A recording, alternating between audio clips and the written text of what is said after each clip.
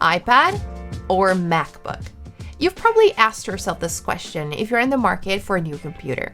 In today's video, I'll do my best to answer that question and discuss a few situations using both devices. But before we dive in, here's a quick message from our sponsor. SetApp is an incredible cross-platform suite which gives you access to over 200 iOS and macOS applications without any additional cost. You only need to pay for your subscription and choose the apps that you would like to use. Now, a great benefit is that you can start a free trial when you use my affiliate link listed down below in the description. Okay, for the first topic, where I think you might want to buy an iPad instead of a regular computer, note-taking. Writing down your thoughts, ideas, and notes on the iPad is just excellent with the Apple Pencil. I have seen even people go over medical school with their iPads. With the Apple Pencil 2nd generation, you can swap between your pencil and eraser with a simple double tap, and it's always charged and connected to your iPad. The apps that I recommend the most to take notes on the iPad are GoodNotes, Freeform, and Notability. Next, watching videos. This is probably the most amazing part of the iPad. You basically have the screen of your computer without the keyboard. If you want to watch a ton of YouTube, TV shows, and movies, you won't regret having an iPad. In my case, I always watch a TV show on the iPad while having lunch, even though I do have a TV on the living room, but it's much easier to simply put my iPad on the table and play my favorite show, especially if you have the 12.9-inch iPad Pro. Retouching photos is also amazing on the iPad. I know this is a very specific use of the tablet, but if you use Lightroom or any other photo editing app, you do have to try it on the iPad.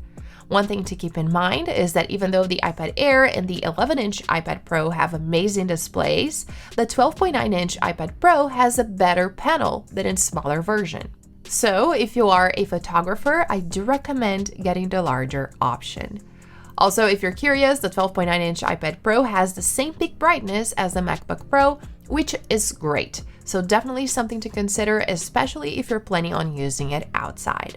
Now, if you're planning on using it for replying emails and typing short documents, you don't need to worry. The iPad will do just fine for light productivity work. The only downside is the cost if you end up buying Apple's Magic Keyboard. This combo will cost you more than a MacBook Air.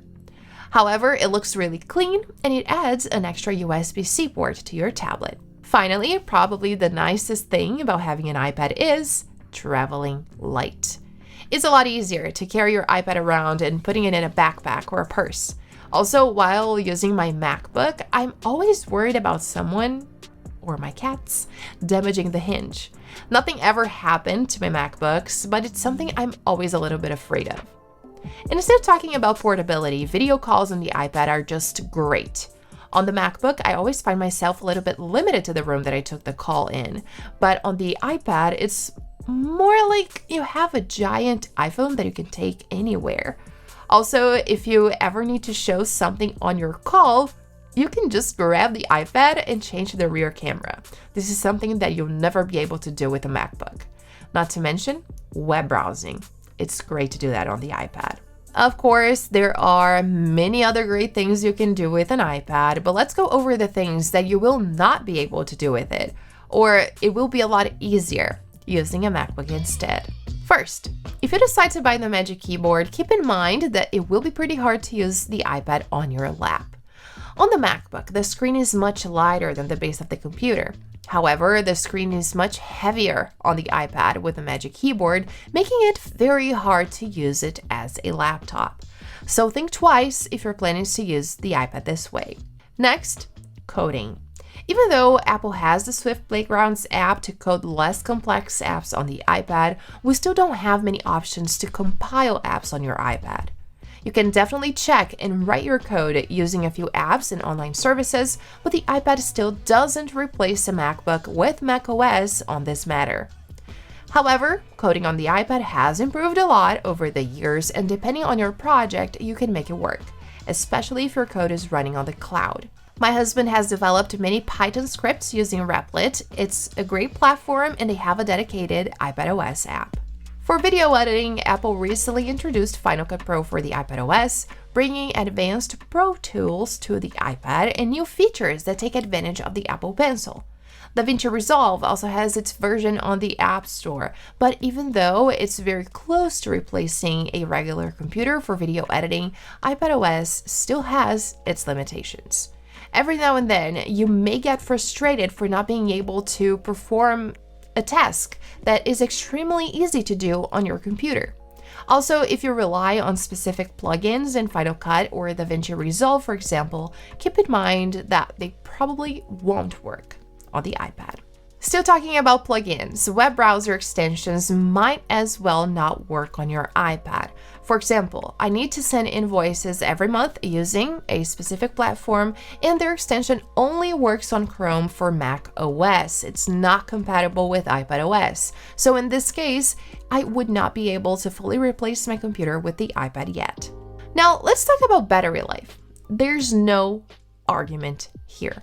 The MacBook Air's battery lasts much longer than the iPad. In fact, it lasts up to 80% longer. While working on my scripts, I found myself needing to charge my iPad Pro at least once a day, whereas with the MacBook Air, I usually charge it every other day.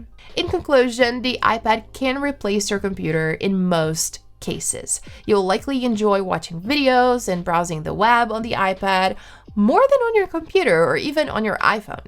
Of course, if you type a lot, you might need to spend some extra money on the Magic Keyboard. However, the experience of writing down notes using the Apple Pencil and having a large screen always available is a whole different experience than with a regular laptop.